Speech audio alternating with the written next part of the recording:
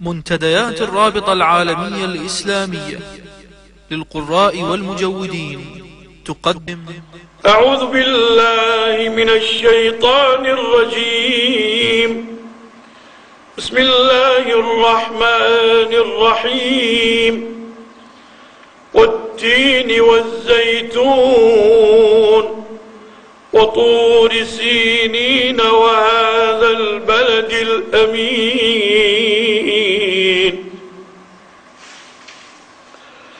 لقد خلقنا الإنسان في أحسن تقويم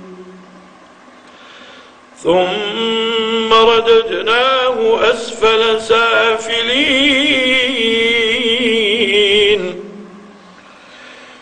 إلا الذين آمنوا وعملوا الصالحات فلهم أجر غير ممنون.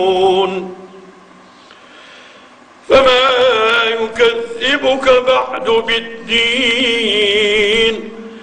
أليس الله بأحكم الحاكمين؟